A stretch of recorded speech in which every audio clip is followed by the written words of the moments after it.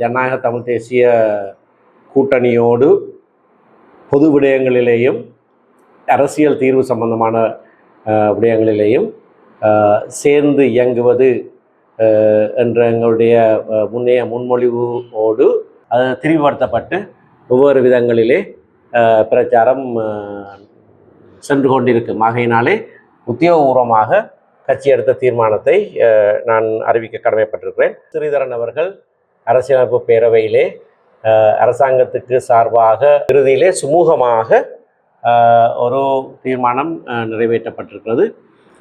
திரு ஸ்ரீதரனும் இணங்கி இந்த தீர்மானத்தை நாங்கள் நிறைவேற்றியிருக்கிறோம். 3 தரம் திருப்பி கேட்டால் பதில் வித்தியாசமாக வரும் என்று நீங்கள் எதிர்பார்க்கக்கூடாது.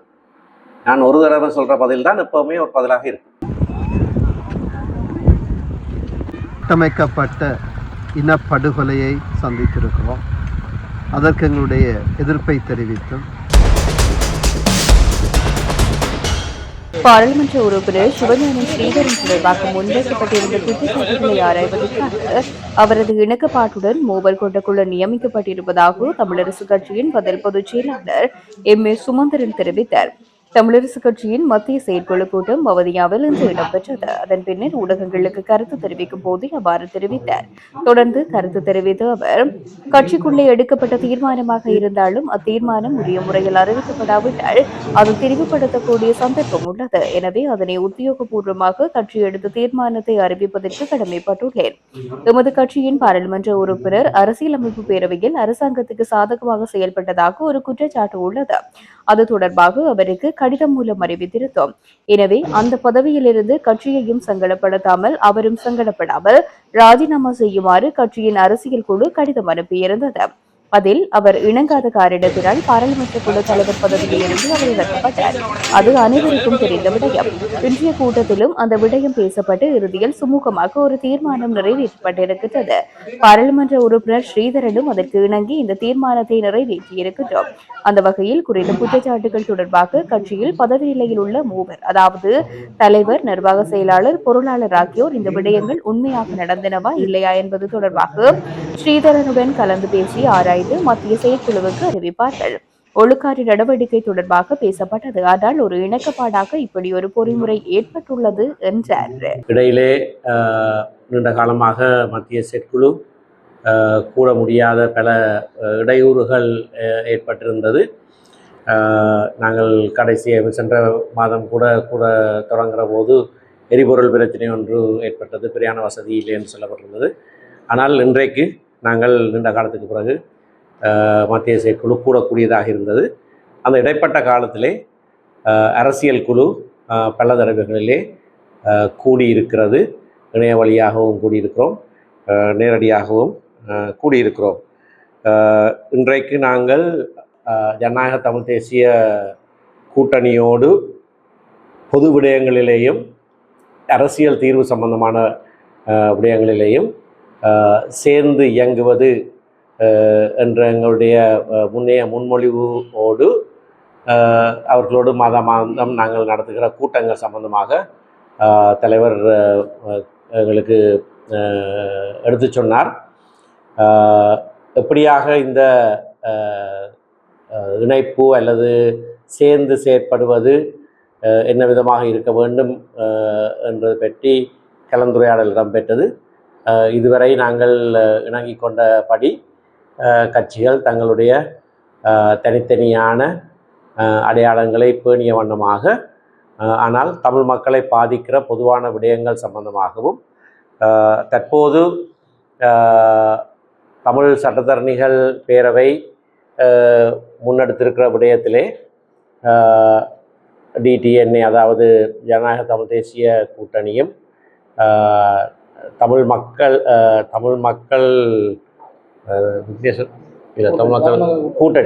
மக்கள் கூட்டணியும் இலங்கை தமிழரசு கட்சியும் சேர்ந்து பயணிக்கிறது. அகில இலங்கை தமிழ் காங்கிரஸ் 2 கூட்டங்களுக்கு வந்தார்கள். 3வது கூட்டத்திலே தமிழ் மக்கள் கூட்டணி, விக்னேஸ்வரன் ஐயா தலைமையிலான தமிழ் மக்கள் கூட்டணி அதிலே பங்கு பெற்றுவதற்கு எதிர்ப்பு தெரிவித்து அவர்கள் அதில் இருந்து விலகி இருக்கிறார்கள். ஆனால் எவரையும் இழுத்து வைத்து கட்டி வைக்க சட்டத்தரணிகளாலும் முடியாது. அதனாலே அவர்கள் தாங்களாக சுயமாக வெளியேறியிருக்கிறார்கள். மற்ற 3 கட்சிகளும் ஜனநாயக தமிழ் தேசிய கூட்டணி, தமிழ் மக்கள் கூட்டணி, இலங்கை தமிழரசு கட்சி ஆகிய 3 கட்சிகளும் தமிழ் சட்டத்தரணிகள் பேரவை செய்கிற முன்னெடுப்பிலே எங்களுடைய முழுமையான பங்களிப்பை நாங்கள் செய்திருக்கிறோம். அந்த விடயத்தை விரைவுபடுத்தி தமிழ் மக்களுக்கான ஒரு பொது அரசியல் தீர்வு முன்மொழிவை தயாரிப்பதற்கு தமிழரசு கட்சி தன்னால் என்ற எல்லாவற்றையும் செய்ய வேண்டும் என்ற ஒரு தீர்மானத்தையும் நாங்கள் எடுத்திருக்கிறோம். ஜனநாயக தமிழ் தேசிய கூட்டணியோடு நாங்கள் இதுகால வரைக்கும் இணங்கி செயற்பட்டதைப் போல தொடர்ச்சியாக இந்த விடயத்திலே மட்டுமல்ல, தீர்வு விடயத்திலே மட்டுமல்ல, தமிழ் மக்கள் முகம் கொடுக்கிற பலவிதமான பொது விடயங்களுக்கும் நாங்கள் அவர்களோடு இணைந்து செயற்படுவதென்று தீர்மானத்தை நாங்கள் அவர்களுக்கு அறிவிப்போம். இதற்கு மேலதிகமாக யாழ்ப்பாண கலாசார மண்டபம் சம்பந்தமான விடயம், இது யாழ்ப்பாண மாநகர சபைக்கு கையளிக்கப்படுவதாகத்தான் ஆரம்பத்திலே இருந்து ஒரு இணக்கப்பாடு இருந்தது. தற்போதும் அமைச்சரவை தீர்மானத்திலே அது சொல்லப்பட்டிருக்கிறது. ஆனாலும் ஒரு குறுகிய காலத்துக்கு ஒரு நம்பிக்கை பொறுப்பு சாதனம் ஒன்று உருவாக்கப்பட்டு இதனை நிர்வகிப்பார்கள் என்ற ஒரு தீர்மானம் எடுக்கப்பட்டதாக தெரிகிறது. இன்றைக்கு தமிழரசு கட்சியுடைய மத்திய செயற்குழுவாக நாங்கள் ஒரு தீர்மானம் நிறைவேற்றியிருக்கிறோம். அதாவது இது மாநகர சபைக்கு கையளிக்கப்பட வேண்டும். உள்ளூர் நிபுணர் குழு அல்லது உள்ளூர் ஆலோசனை குழு ஒன்று நியமிக்கப்பட்டு அவர்களுடைய வழிநடத்துதலிலே இந்த கலாச்சார மண்டபம் நிர்வகிக்கப்பட வேண்டும் என்று நாங்கள் ஒரு தீர்மானம் நிறைவேற்றியிருக்கிறோம். அந்த தீர்மானத்தை நாங்கள் இந்திய உயர்ஸ்தானியத்துக்கும் இலங்கை அரசாங்கத்துக்கும் நாங்கள் அனுப்பி வைப்போம். பிரஜாசக்தி சம்பந்தமாக எங்களுடைய பல கூட்டங்களிலே பல கருத்துக்கள் சொல்லப்பட்டிருந்தன. இன்றைய கூட்டத்திலேயும் இது சம்பந்தமான கருத்துக்கள் தெரிவிக்கப்பட்டிருக்கின்றன. கிளிநொச்சி மாவட்டத்திலே எங்களுடைய உள்ளூராட்சி சபைகள் கிராமிய மேம்பாட்டு அவை என்று ஒவ்வொரு சபையிலேயும் குழுக்கள் நியமிக்கப்பட்டு அது வர்த்தமானிலே பிரசுரிக்கப்பட்டு உத்தியோகபூர்வமாக இந்த அபிவிருத்தி வேலை திட்டங்களிலே ஈடுபடுகிறார்கள். அதே போல் வன்னி மாவட்டத்திலே நம்மூர் நம்மோடு என்ற பெயரிலே சில முன்னெடுப்புகள் செய்யப்பட்டிருக்கின்றன. மற்ற இடங்களிலேயும் இப்படியாக உத்தியோகபூர்வமாக அந்தந்த சபைகளை நிர்வகிக்கிற கட்சிகள் என்ற வகையிலே அந்தந்த சபைகளின் தலைவர்கள் அல்லது தவிசாளர்கள் இப்படியான தீர்மானங்களை, அதாவது குழுக்களை அமைக்கிற தீர்மானங்களை நிறைவேற்றி தங்களுக்கு ஒதுக்கப்பட்ட நிதியிலே இருந்து இந்த அபிவிருத்தி திட்டங்களை சமாந்தரமாக செய்வது என்று தீர்மானித்திருக்கிறோம். கட்சியுடைய நிலைப்பாடு இப்படியான செயற்பாட்டுக்கு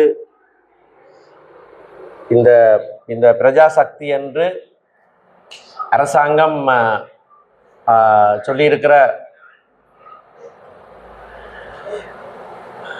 அரசாங்கம் இப்படியாக பிரஜாசக்தி என்று உள்ளூராட்சி மன்றங்களுடைய சுயாதீனத்தை பாதிக்கிற வகையிலே சமாந்தரமாக தங்களுடைய அரசியல் கட்சி பிரமுகர்களை வைத்து மக்களை அணுகுவதற்காக செய்கிற இந்த திட்டத்தை நாங்கள் வலுவாக கண்டித்திருக்கிறோம். தொடர்ச்சியாகவும் நாங்கள் கண்டிக்கிறோம். இது ஜனநாயக விரோத போக்கு. உள்ளூராட்சி மன்றங்கள் ஜனநாயக முறையிலே தெரிவு செய்யப்பட்டிருக்கிற வேளையிலே, விசேஷமாக வடக்கிலேயும் கிழக்கிலேயும் தேசிய மக்கள் சக்திக்கு கட்டுப்பாட்டுக்குள்ளே உள்ளூராட்சி சபைகள் இல்லாத காரணத்தினாலே அவர்கள் அதுக்கு வெளியே தாங்களாக இப்படியான அமைப்புகளை உருவாக்கி உள்ளூராட்சி மன்றங்கள் செய்ய வேண்டிய அபிவிருத்தி வேலை திட்டங்களை அவர்கள் கையாள்வது ஜனநாயக விரோத போக்கு. இது எங்களுடைய கட்சி உறுப்பினர்களுக்கும் உள்ளூராட்சி சபை உறுப்பினர்களுக்கும் நாங்கள் தெரியப்படுத்தியிருக்கிறோம். அதே வேளையிலே உள்ளூராட்சி சபைகளுக்குள்ள அதிகாரத்தை உபயோகித்து நாங்கள் நேரடியாக மக்கள் மத்தியிலே இந்த அபிவிருத்தி வேலைகளை செய்வதென்று நாங்கள் தீர்மானித்திருக்கிறோம். கிவுலோயா சம்பந்தமாகவும் சில நடவடிக்கைகள் தீர்மானிக்கப்பட்டிருக்கின்றன. வடக்கு மாகாணத்தை பிரதித்துவப்படுத்துகிற பாராளுமன்ற உறுப்பினர்கள் ஒன்றாக குறித்த அமைச்சருக்கு ஒரு கடிதம் ஒன்றை எழுதுவதாக தீர்மானிக்கப்பட்டிருக்கிறது. அதை அவர்கள் அனுப்பி வைப்பார்கள்.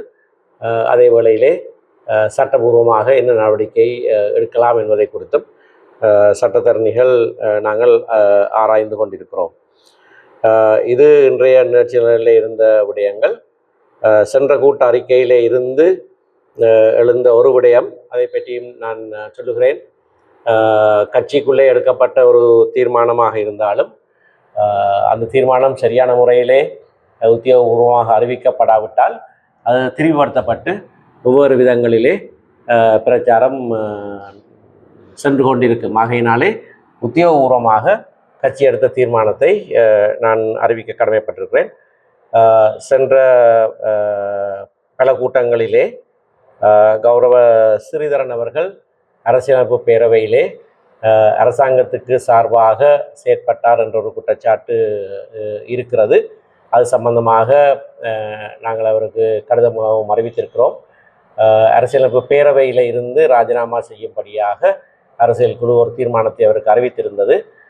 கட்சியையும் சங்கடத்துக்குட்படுத்தாமல் அவரையும் சங்கடத்துக்குட்படுத்தாமல் அதில் இருந்து ராஜினாமா செய்யும்படியாக அறிவித்திருந்தோம்.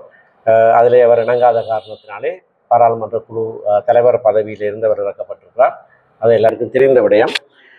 இன்றைய கூட்டத்திலே அந்த சென்ற கூட்ட அறிக்கைகளும் அரசியல் குழு அறிக்கைகளும் வாசிக்கப்பட்ட போது அதிலே இருந்து எழுந்த விடயங்களாக இந்த விடயம் பேசப்பட்டு இறுதியிலே சுமூகமாக ஒரு தீர்மானம் நிறைவேற்றப்பட்டிருக்கிறது.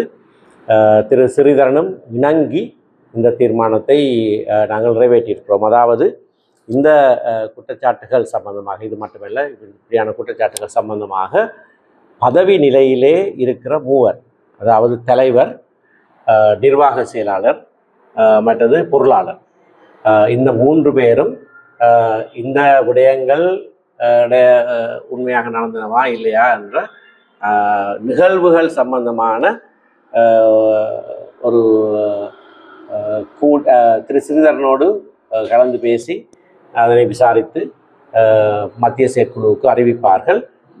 அந்த குற்றச்சாட்டுகள் என்ன என்பதை அந்த குழுவுக்கு முற்படுத்துமாறு பொதுச் செயலாளராகிய எனக்கு அறிவிக்கப்பட்டிருக்கிறது. இதுதான் இன்றைய கூட்டத்திலே. இன்னொரு விடயம், வடுக்கனாரி மலை சம்பந்தமான விடயம். அதிலே பாராளுமன்றத்திலே அது சம்பந்தமாக ஒரு ஒத்திவைப்பு பிரேரணை, ஒரு நாள் முழுவதுமான ஒத்திவைப்பு பிரேரணை ஒன்றை எங்களுடைய உறுப்பினர்கள் கேட்க வேண்டும் என்ற ஒரு தீர்மானம் ஏற்கனவே சொல்லப்பட்டிருந்தது. அது நடைமுறைப்படுத்தப்படும். வடுக்கனாரி மலை சம்பந்தமான விடயத்திலே உச்சநீதிமன்றத்தினுடைய ஒரு உத்தரவு ஒன்று இருக்கிறது. தீர்ப்பு என்று சொல்ல முடியாது என்றால் இணக்கப்பாட்டின் அடிப்படையிலே ஒரு உத்தரவு ஒன்று கொடுக்கப்பட்டிருக்கிறது. அதனுடைய பிரதி இன்னும் எங்களுடைய கையிலே கிடைக்கவில்லை. அது கிடைத்தவுடனே அதன் அடிப்படையிலே அவர்கள் அந்த ஒத்திவைப்பு பிரேரணையை கோரி பாராளுமன்றத்திலே அதனை விவாதிப்பார்கள் என்றும் தீர்மானிக்கப்பட்டிருக்கிறது. அரசாங்கத்தினுடைய செயற்பாடுகள் சம்பந்தமாக நீங்கள் அவரோட ஏதாவது கலந்துரையாடல் ஈடுபட்டு? அரசாங்கத்துடைய செயற்பாடுகள் சம்பந்தமாக நாங்கள் பல விமர்சனங்களை பகிரங்க வழியிலே முன்வைத்திருக்கிறோமே தவிர தனியாக அரசாங்கத்தோட இந்த பேச்சுவார்த்தையை நாங்கள் நடத்தவில்லை. தமிழ் பேச வேண்டும். எடுத்தோடு 11 லட்சம் ரூபாய் 5 மாதத்துக்கு முடிச்சுட்டு செலவழிச்சுட்டு உங்களோட கட்சியோட அது சம்பந்தமாக ஒரு முறைப்பாடு இருக்குது. அது உள்ளூராட்சி ஆணையாளருக்கு தான் போகும். ஆளுநர் தலைமையிலே அதுக்கான முடிவை அவர்கள் எடுப்பார்கள். அது கட்சி சம்பந்தமான நடவடிக்கை எடுக்க வேண்டிய அவசியம் கிடையாது. ஸ்ரீதரன் எம்பியினுடைய செயற்பாடு சொல்வாக உங்களுடைய கட்சி ஒழுக்காற்று நடவடிக்கை ஏதாவது எடுத்திருக்காங்க? ஒழுக்காற்று நடவடிக்கை சம்பந்தமாக தான் பேசப்பட்டது. அதிலே ஒரு இணக்கப்பாடாக இப்படியான ஒரு பொறிமுறை ஒன்று இணங்கப்பட்டிருக்கிறது. அவருடைய ஒப்புதலோடு இதிலே நடந்தது என்ன, அப்படி அவர் செயற்பட்டாரா இல்லையா, வேறு சில குற்றச்சாட்டுகளும் உண்டு, அவை நடந்தனவா இல்லையா என்று இந்த 3 கொண்ட குழு அவரோடு பேசி கட்சி சார்பிலே பொதுச் செயலாளர் இந்த குற்றச்சாட்டுகள் வந்திருக்கிறேன்னா அதை நான் முன்வைக்க வேண்டிய கடமை எனக்கு இருக்கிறதா நான் முன்வைப்பேன். இந்த 3 பேரும் அதனை விசாரித்து மத்திய செயற்குழுவுக்கு அறிவிப்பார்கள். நிரூபிக்கப்பட்டால் நடவடிக்கை அது இப்போ என்னென்னு சொல்கிறது, மத்திய செயற்குழுவுக்கு அவர்கள் அறிவிப்பார்கள். பாராளுமன்ற தூக்குற மாதிரி இருக்காரு. இப்போதானே சொன்னான், அது இப்போ சொல்லலாது. ஒரு பதில் சொன்னால் ஊடகவியலாளர்களுக்கு அந்த பதில் புரிய வேணும். 3 தரம் திருப்பி கேட்டால் பதில் வித்தியாசமாக வரும் என்று நீங்கள் எதிர்பார்க்கக்கூடாது. நான் ஒரு தடவை சொல்கிற பதில் தான் எப்போவுமே ஒரு பதிலாக இருக்கும்.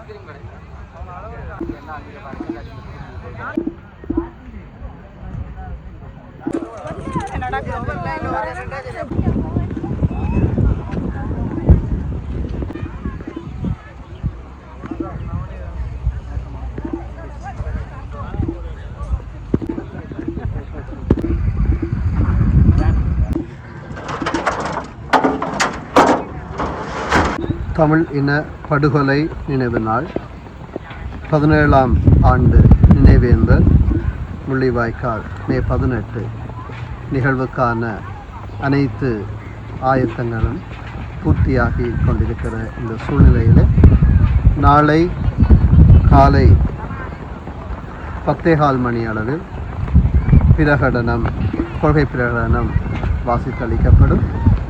அதைத் தொடர்ந்து 10:29 மணிக்கு மணி ஒலிக்கும். 10:30 மணிக்கு அகவணக்கமும், 10:31க்கு பொதுச்சுடரும் சம நேரத்தில் தனிச்சுடர்களும் ஏற்றப்படும்.